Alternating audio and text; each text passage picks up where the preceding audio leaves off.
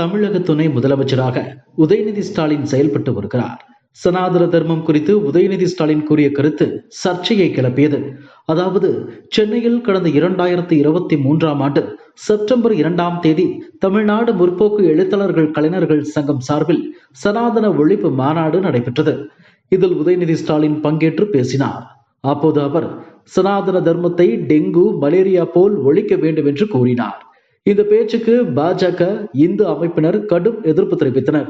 இது தொடர்பாக பல்வேறு மாநிலங்களில் உதயநிதி ஸ்டாலின் மீது வழக்கு பதிவு செய்யப்பட்டுள்ளது.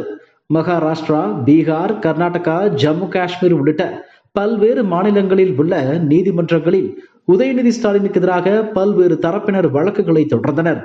இந்த வழக்குகளை சென்னை உயர் நீதிமன்றத்திற்கு மாற்ற வேண்டும் என்று உச்ச நீதிமன்றத்தில் வழக்கு தொடரப்பட்டது.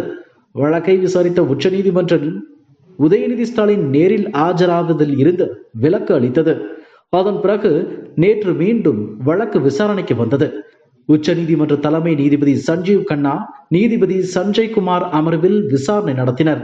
அப்போது உதயநிதி ஸ்டாலின் மீது மேற்கொண்டு புதிய வழக்கு பதிவு செய்யக்கூடாது, தொடர்ந்து புகார்களை பதிவு செய்து கொண்டே போக முடியாது என கூறி உதயநிதி ஸ்டாலின் மீது நடவடிக்கை எடுக்க விதிக்கப்பட்டிருக்கும் இடைக்கால தடை தொடரும் என கூறிய உச்சநீதிமன்றம் வழக்கு விசாரணையை ஏப்ரல் 28ஆம் தேதிக்கு ஒத்திவைக்கப்பட்டது. இந்த வழக்கு விசாரணையின் போது உதயநிதி ஸ்டாலின் தரப்பில் ஆஜரான திமுக எம்பியும் வழக்கறிஞருமான பி. வில்சன் மற்றும் மகாராஷ்டிரா அரசு சார்பில் ஆஜரான சொலிசிட்டர் ஜெனரல் துஷார் மேத்தா ஆகியோரிடையே காரசாரமாக விவாதம் நடந்தது.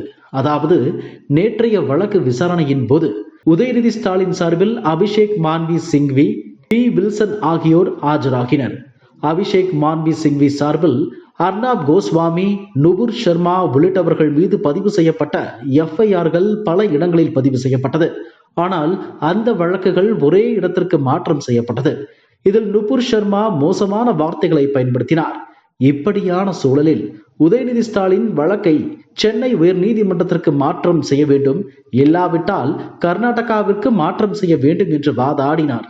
அதற்கு சொலிசிட்டர் ஜெனரல் துஷார் மேத்தா, சனாதன தர்மம் தொடர்பாக ஒரு சமூகத்தை இழிவுபடுத்தும் விதமாக உதயநிதி பேசியுள்ளார், பொறுப்பற்ற வார்த்தைகளை அவர் பயன்படுத்தியுள்ளார், டெங்கு, மலேரியா கொசுக்களை அழிப்பது போல அழிக்க வேண்டும் என்றும் சனாதனத்தை அடியோடு வேறிருக்க வேண்டும் எனவும் வெறுப்பு பேச்சு பேசியுள்ளார்.